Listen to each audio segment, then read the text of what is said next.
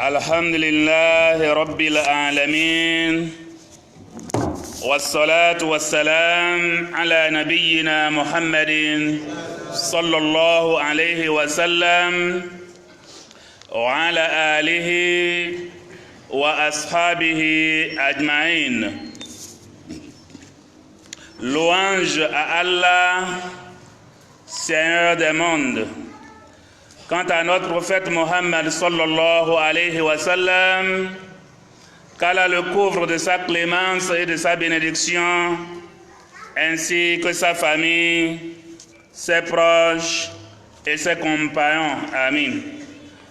Ada ọpẹ́ fún Ọlọ́run Ọba. Ada ọpẹ́ fún Ọlọ́run Ọba. Ẹjẹ́ adé ọpẹ́ aládé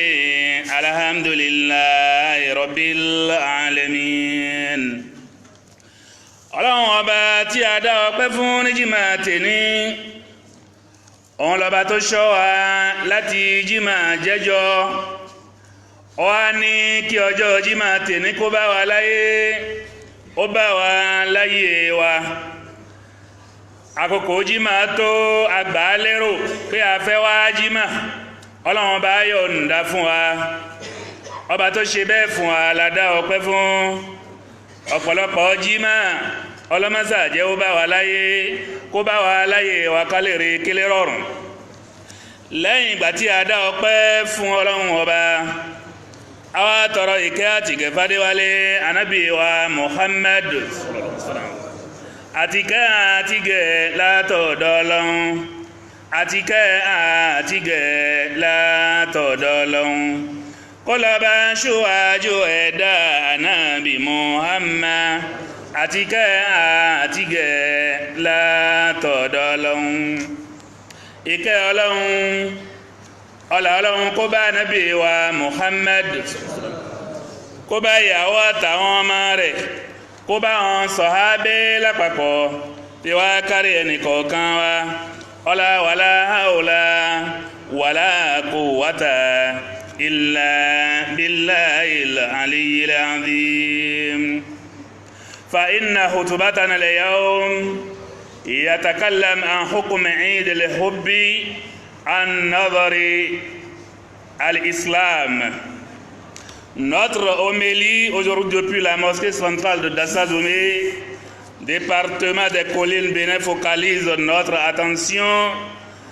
sur le jugement juridique concernant la fête de la Saint-Valentin selon l'islam. Otuba wa teni láti mosquée centrale Dassazoumé ní ìpínlẹ̀ Òkè ní orílẹ̀-èdè Bénin. Nǹkan tí ó fẹ́ dálé lórí, nǹkan tá a fẹ́ mẹ́nu bà, òun ni ojú òní Islam fi wo àyájọ́ ọdún olólùfẹ́ tó wà lẹ́ni 14 février tó máa ń jẹ ní gbogbo ọdọọdún February 14 àyájọ́ olólùfẹ́. Kí ni ojú òní Islam fi wò? Kí ni àwọn ẹ̀ṣẹ̀ tí àwọn èèyàn lè dá ń bẹ̀? Torẹ́lòmí Valentine tiẹ̀ yóò sọ̀rọ̀ ẹ̀ di Valentine mẹ́ta níjọ́ yìí nìkan.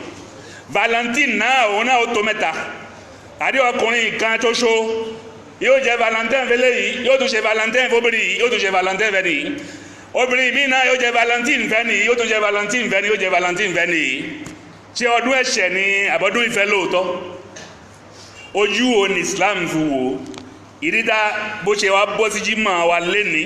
tójó bọ́ síjọ́ jímọ̀ tá a sì fẹ́ ká jàǹfààní ká gbaládá ìrun wa kódà jímọ̀ tá a wá kí afẹ́ ká jàǹfààní ká gbaládá ẹ̀ toríjọ́ kan bọ̀ tá a kéré gbogbo nǹkan tá a ń ṣe yìí ṣùgbọ́n àwa lè dá káwá fọjọ́ dá ọjọ́ ẹ̀ṣẹ̀ ẹlòmíì léni náà ni ó pàdánù ọmọléèwé míì léni ní ó lóyún ó ṣe é ṣe kọ́ máa tẹ́ ọgbà lọ́wọ́ ẹ̀ gan látara bẹ́ẹ̀ àwa tá a náà ń kírun là ń bá wí o mùsùlùmí là ń bá wí o tó fẹ́ gbaládá ìrun tó fẹ́ gbaládá àwẹ̀ tó fẹ́ gbaládá hajj tó fẹ́ gbaládá zakat gbogbo àwọn ibadat gbogbo àwọn wàhálà tá ń ṣe ká má bàa pàdánù ẹ̀ ẹ̀tọ́ tiwa ni ká sọ ẹ̀tọ́ tiwa ni ká gbé jáde ó wá lè má gbà lẹ́ni kó tó tọ́dún yìí kan tó bá sì wà láyé wàá padà gbà wàá wà láyé báyìí o sì ní ṣe bẹ́ẹ̀ mọ́ mélòó o lè gbà á lódì lẹ́ni o lọ́kọ́ọ́lẹ̀ tọ́lọ́wọ́n bá fẹ́ ṣàánú ẹ̀ ó lè pẹ́ wà rí àṣẹ nǹkan tó ń sọ níjọ́ náà àsódòdó ni ṣùgbọ́n tọ́lọ́wọ́n bá ní ṣàánú ẹ̀ ó ti lọ kó tó dìgbà náà ọlọ́mọdé àti lọ ọlọ́mọdé àtúbákà tó lọ wọ́n wá ń yẹ kó yé wa wípé yaqtafilu ba'du an-nas fil Islam يحتفل بعض الناس في اليوم الرابع عشر من كل سنة ميلادية بيوم الحب ويتهادون الورود الحمراء ويلبسون اللون الأحمر ويهنئون بعضهم Happy Valentine Day, bonne fête de la Saint-Valentin. وتقوم بعض محلات حلويات بصنع حلويات باللون الأحمر ويرسم عليها قلوب وتعمل بعض المحلات إعلانات عن بدائعها التي تخص هذا اليوم. فما رأيكم؟ أولا الاحتفال بهذا اليوم، ثانيا الشراء من المحلات في هذا اليوم، ثالثا بيع أصحاب المحلات غير مختفلة لمن يحتفل ببعض ما يهدى في هذا اليوم. جزاكم الله خيرا. Il y a des gens qui célèbrent le jour de la Saint-Valentin le 14 février de chaque année selon le calendrier grégorien. Wọ́n ní ó wà nínú mùsùlùmí ó dájọ́ wà ń jímọ̀ báyìí Valentine yẹn wọ́n ti jọ ládéhùn kalẹ̀ lọ́wọ́lọ́wọ́ báyìí kódà kì í tún wá ṣe ìyàwó lé o wọ́n tún wá jọ ṣe sìnà kiri tààrà ó sì wà ń jímọ̀ lọ́wọ́lọ́wọ́ báyìí àbò ń bọ̀ àbí ẹni tí ń wò ó ẹni tí ń gbọ́ ní lókèrè níbì kan tó ẹ pé o ti dà níyàn bẹ́ẹ̀ wàláì tó wà á jímọ̀ lọ́wọ́lọ́wọ́ báyìí yí padà o fẹ́ ṣe lọ́hùn ni ọlọ́run ló fẹ́ ṣẹ̀ bẹ́ẹ̀ yẹn bóyá ọlọ́run ló ní káyà síbẹ̀ lẹ́ni tá a fẹ́ ta ẹ́ jí tó o lè fi bẹ̀ ṣoríire wọ́n ní ó wà nù wa bẹ́ẹ̀ ó pọ̀ bẹ́ẹ̀ kì í wá ṣẹjọ́ ọ̀pọ̀lọpọ̀ wa náà o wàláì kò yé wa ni o a mọ̀ pé kò dáa ni o ẹ rí i pé lèmẹ́mù wo ló fẹ́ ké wútúbà ìdí Valentin Saint-Valentin lé ní sìn ẹ rí i pé àwẹ̀ alọ́ ìdí ńgbà alẹ́ alọ́ ìdí lèmẹ́mù wo ló fẹ́ ké wútúbà fún alẹ́ ní lèmẹ́mù wo ló fẹ́ ké wútúbà tí o bá yẹ kó bọ́ sí jọjí mọ̀ tá a sọ tó ń bá a mú sí ibo la ti tò tí lèmẹ́mù ké wútúbà tó sọ̀rọ̀ ọlọ́run kan fún yín nípa nǹkan tẹ́ fẹ́ ṣe lẹ́nìí àṣà ni à ń pàṣà ni à ń kẹgbẹ́ ni à ń imité àwọn kan ni tá a bá mọ ìpìlẹ̀ kódà nínú ẹbọ ló ti wá ìpìlẹ̀ gangan nínú ẹbọ ló ti wá àwọn ẹlòmíì ló gbalẹ̀ kúrò lára ẹ̀ tán gbé sínú tiwọn ẹ rí pé àwọn àfa àwọn ò lè ṣe kọ́mọ́sì òdodo ẹ rí pé lọ́dọ̀ wa ń sàn kì í ṣe pààrà tẹ̀lé òkú ìdí ni wípé àwọn àfa ò ní gbà bẹ́ẹ̀ wọ́n lè lọ pé lọ kírun fókù ẹ̀ ẹ lọ sí tó bá jẹ́ bẹ́ẹ̀ ṣùgbọ́n tó yẹ pé afẹ́ kásá pọ̀ ni a lè sọ pé tó bá wẹ̀ o lè wọ pátá wa tó bá wẹ̀ wọ kalẹ̀ sàn wa àfẹ́ ká kọ̀ pọ̀ lásán àfẹ́ ká sórí ire ló fà á ni àwọn àfa fi gbọ́dọ̀ sọ wọn ò fẹ́ ká máa wá lásán ṣùgbọ́n tó yẹ pé kákan pọ̀ kákan ta àwọn èèyàn kásá sọ pé tó bá ti pọ̀ kọ́ máa náwó fún wa dáadáa pé kọ́nsá wà ń bẹ̀ kọ́nsá ní kané tó yẹ pé yẹn ni ọ̀pọ̀lọpọ̀ nǹkan láàfọwọ́ bò tá à ní sọ jáde ṣùgbọ́n torí ká má pàdánù wàhálà wa tá à ń ṣe ìlà ṣe ń sọ jáde lópin ìgbà tá a fi rí lè mẹ́mú kàtí òkè tó bá fún wa lẹ́ni tó bá lọ dájọ́ ṣe lọ́hùn tó o bá tú bá ń bẹ́ẹ̀ wáyé pé o ti dà níyàn bẹ́ẹ̀ yọ ọ́ kúrò lọ́kàn nǹkan gidi là ń bá wa sọ yìí o ó lè má dùn létí wa on a dit ils se font mutuellement des cadeaux en se donnant des fleurs rouges et portent des habits rouges et se félicitent les uns les autres ẹ̀rí wọn ẹ̀rí mùsùlùmí mi tàbá sálámà ẹ̀ ní màmá o kádó pupa nǹkan tí ó jẹ́ bí fleur bí green ni ó wà lọ́wọ́ ẹ̀ yóò wá aṣọ pupa ẹlòmíì kò ró rà ẹlòmíì wọn ò tà dọ́dọ̀ ẹ̀ ní ò jẹ́ kó rà o tó bá gbé e débẹ̀ yóò rà yóò máa wá kí àwọn máa wá kíra wọn kì í ṣọdún tiwa ó lè gbòdì létí wa ò ṣùgbọ́n nǹkan tí ó yọ wá níjọba ìdàgbé àmọ́ lára wa ń sọ yìí tó rẹ́ lómi àníyàn tó ti dà lẹ́ni kódà ìyàwó gan ó lè má fún un lóúnjẹ ó sì lè ná 10,000 lẹ́ni hòtẹ́ẹ̀lì gan ni ó sùn kó tún wá ṣe ìyàwó lé ẹ̀ kó tẹ̀ jẹ́ pé ìyàwó lé ẹ̀ ló fẹ́ ṣe fún ni bá tẹ̀ sọ pé kò bá sìlámù náà ìbá ìyàwó bá mọ̀ pé lẹ́ni àwọn ti ẹ̀ gbádùn àìmọ̀ mẹ́sáàjì àìmọ̀ kíní fleur táwa náà yóò fi ránṣẹ́ lẹ́ni pàdé mi lẹ́yìn sálámà quelques pâtisseries sont confectionnées à cette occasion des gâteaux rouges sur lesquels on dessine des cœurs ẹ̀rí pé àwọn àyè ibi tó ti ń ta àwọn fleur ta nǹkan oríṣiríṣi tó fi ń ṣe kádó yìí àwọn tajà dáadáa nígbà náà ẹ máa wá rí àwọn èèyàn nǹkan pupa ni wọ́n máa fi ṣe kádó àbí wọ́n máa wọ̀ wọ́n wá de ọkàn sára nǹkan tí wọ́n fẹ́ fi ṣe kádó yẹn kọ́lbù kẹ́ẹ̀ wọ́n wá dé sí bí pé mo fọkàn mi fún ẹ tí ọkàn tó gbé fúnyàwó lílé o ti tó gbé níta o tó fi ṣí ìranù ìyàwó náà ìyàwó mi lé ní wàláì ó ti dúpẹ́ dágbére ibì kan fọ́kọ ẹ̀ wàláì bí valentine ló ń lọ lọ́dọ̀ valentine ti ẹ̀ ló ń lọ yóò wá lọ kó wàhálà wálé yóò wá lọ dẹ́ṣẹ̀ wálé ṣé ọkàn tá a yà sí tá a fi sọ pé ọkàn pé ṣèbọ̀ ọkàn ló fi rí ẹni tó fẹ́fẹ́ tẹ́lẹ̀ tó bá yẹ pé ìyàwó kejì ló fẹ́fẹ́ àtakò tó bá lágbára ẹ̀ tí Islam yóò ń da àti pé wàláì nǹkan tó dá mi lójú ni pé ìyàwó tí wọn náà bá wá ń gbé lọ lé ijó tó ń gbé lọ lé àwọn ààyè yẹn ṣé mélòó ẹni tí wọ́n ṣe valentine fún lọ́dún tó kọjá nínú obìnrin ìgbà tó ti wà nù lélẹ̀ ni wọn ò gbé lọ mọ́ o kò lọ mọ́ wọn ò gbé lọ mọ́ ewé dáì competition wẹ̀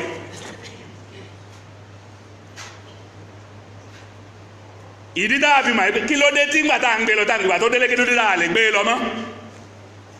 ìgbà tá a ti lọ ń jẹ ọdún yẹn tẹ́lẹ̀ tá a jọ lọ ń ṣe fàájì tá a ń jáde yẹn kí ló dé ìgbà tó délé táwa ò lè gbé lọ mọ́ ìdí tá a ti mọ̀ pé a lọ ń dájọ́ ṣe lọ́hùn nìyẹn àwọn tó ní àwa ò bá wọn wí àwa tó jẹ́ mùsùlùmí làwa ń bá wí o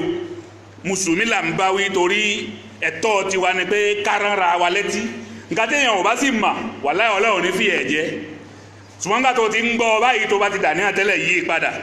má fowó ṣèrànù má fowó ṣòfò láwọn oúnjẹ sílé ìyẹn gangan ti jẹ́ ìfẹ́ nínú ilé ẹ̀ kálàáfíà yóò fi jọba nínú ilé tiwọn náà. On a dit quelques magasins font ce jour-là la promotion sur certains articles. ẹ rí i pé àwọn àyè ibi tí wọ́n ti ń ta àwọn nǹkan yìí kódà ẹlòmíì ti lọ lọ́jà lánàá alájà míì náà ti lọ ó ti lọ ra irú àwọn nǹkan tí ó tà lágogo yìí fún ọdún yìí ó ti lọ rà á wá. ẹ rí i pé tí wọ́n ò bá tiẹ̀ lọ bá wọn ṣe ṣùgbọ́n nǹkan tí wọ́n lò ó lọ rà á wá ó fẹ́ tà á ó fẹ́ fi owó ẹ̀ sínú owó ẹ̀. Quel est votre avis sur, premièrement, la célébration de ce jour? Lọ́dọ̀ tí ẹ̀ ń sìn o lè fọwọ́ rẹ̀ kíni ṣèbí wọn àkànyà ọjọ́ wọn ya ọjọ́ kan sọ́tọ̀ kí ká lè jọdún ìfẹ́ ni kí ìfẹ́ kó lè bá jọba lọ́kàn wa kó lè rinlẹ̀ nínú ilé wa ni lọ́dọ̀ o lè wò ó bẹ́ẹ̀ ṣùgbọ́n kó má bàa pàdánù á ṣe àwọn àlàyé kan tí wọn náà ò rí.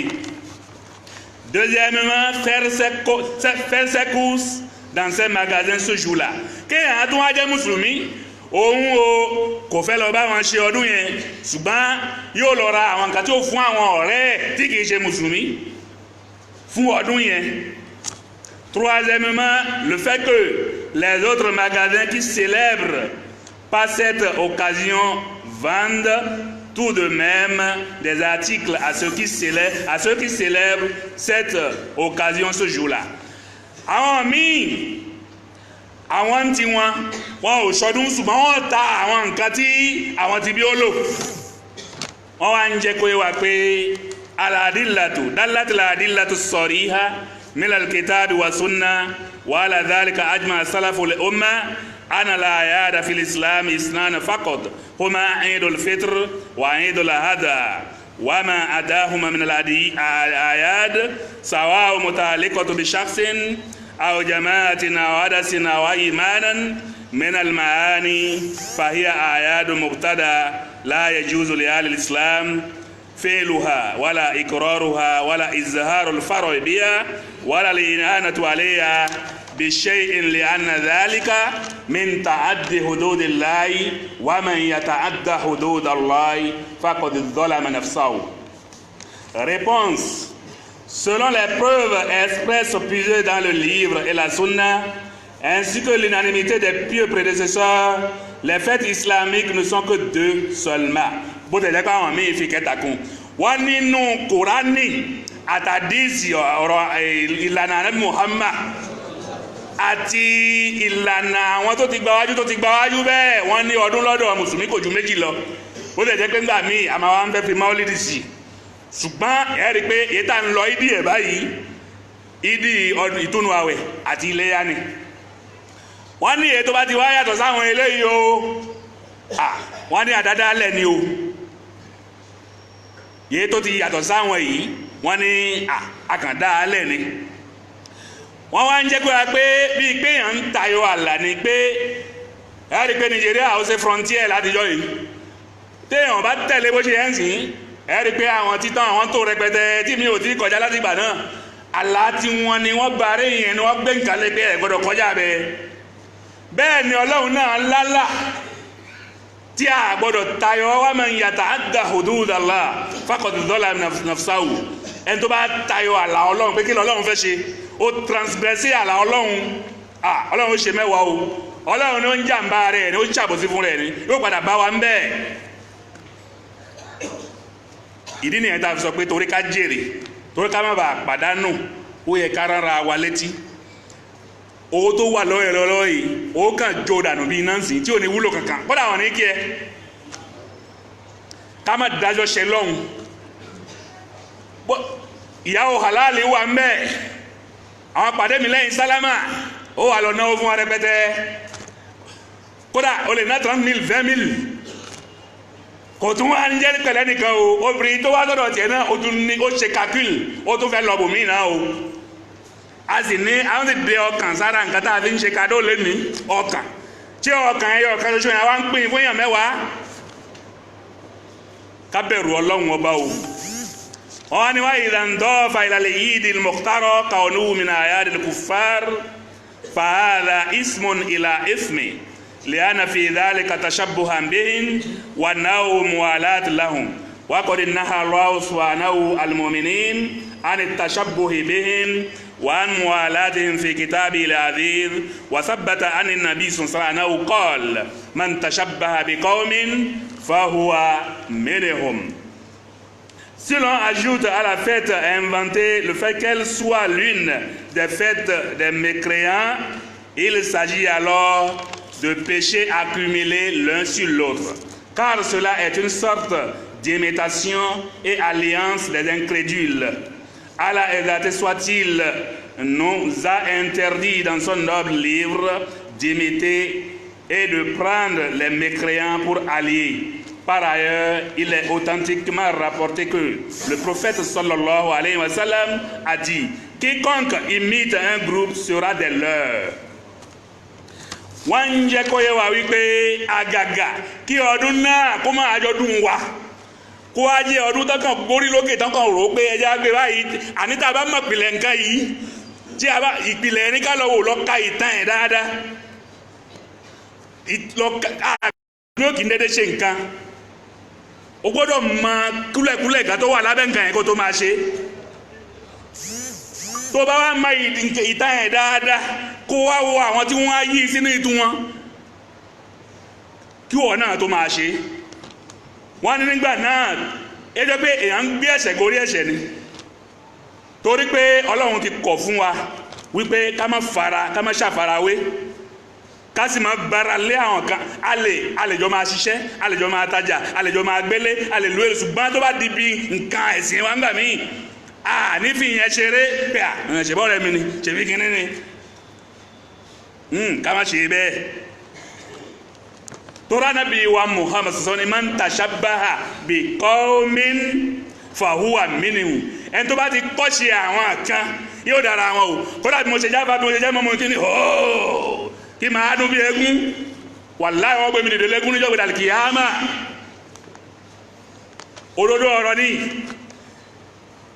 òdodo ọ̀rọ̀ ni man tashabbaha bi qaumin fahuwa minhum káwá sáré bẹ̀rẹ̀ nǹkan tó dáa lọ́dọ̀ Ọlọ́run.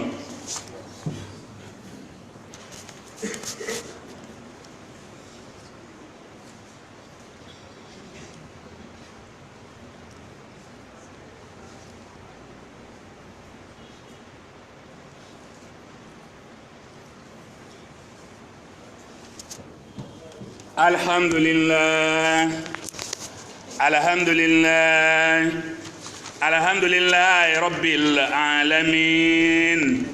ada ọpẹ́ fún Ọlọ́run Ọba ayin Ànábì wa Muhammad sallallahu alayhi wa sallam yeta ń gbé yẹ̀wò nínú khutuba wa leni òun náà nípa hukumu idul hubb selon l'islam.